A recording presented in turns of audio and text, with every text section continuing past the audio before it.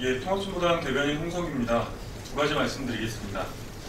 비선조직 국정농단에 대한 검찰 수사가 거의 종료되었다고 합니다.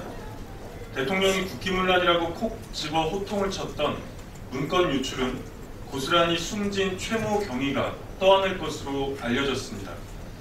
지난 세월호 참사 때도 결국 대부분의 책임은 시신으로 발견된 유병헌 전 회장에게 돌아갔습니다. 언제나 그렇듯 죽은 자는 말이 없습니다.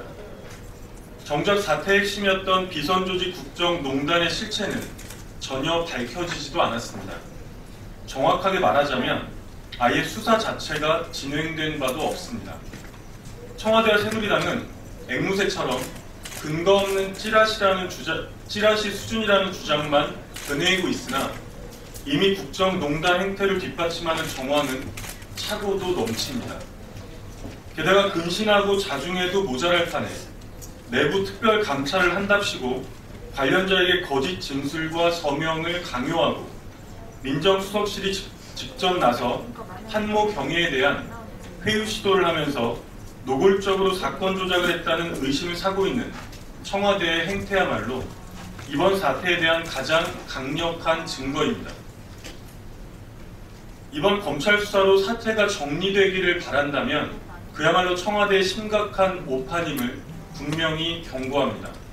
오판은 더 큰 위기만을 초래해야 할 뿐입니다.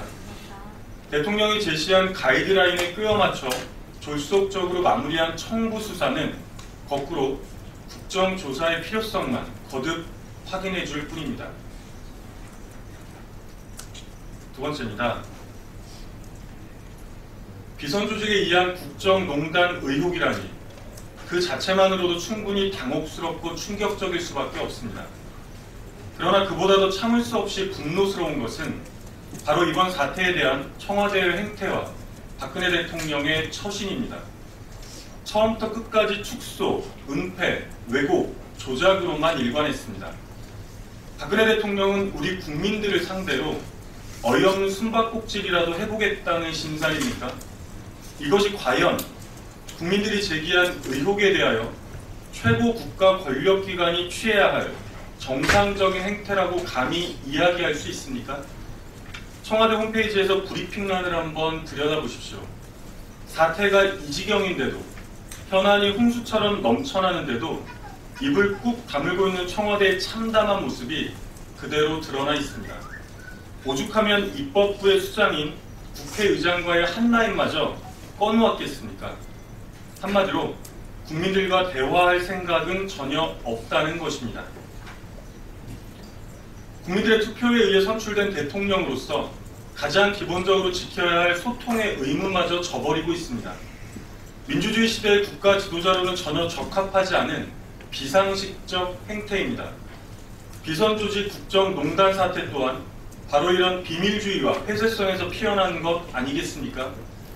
박근혜 대통령의 맹성을, 태도 변화를 강력히 촉구합니다. 때늦은 사과, 무늬만 사과에서 주요 일간지에 실린 영혼 없는 사과문에 이르기까지 땅콩 리턴 대한항공의 뻔뻔한 축소 은폐, 사건 조작 시도가 연일 여론의 문매를 맞고 있습니다. 그러나 때가 늦었을 망정, 신용에 그쳤을지언정, 영혼이 없다는 비판을 받을지언정 어쨌든 당사자는 국민들 앞에 고개라도 숙였습니다.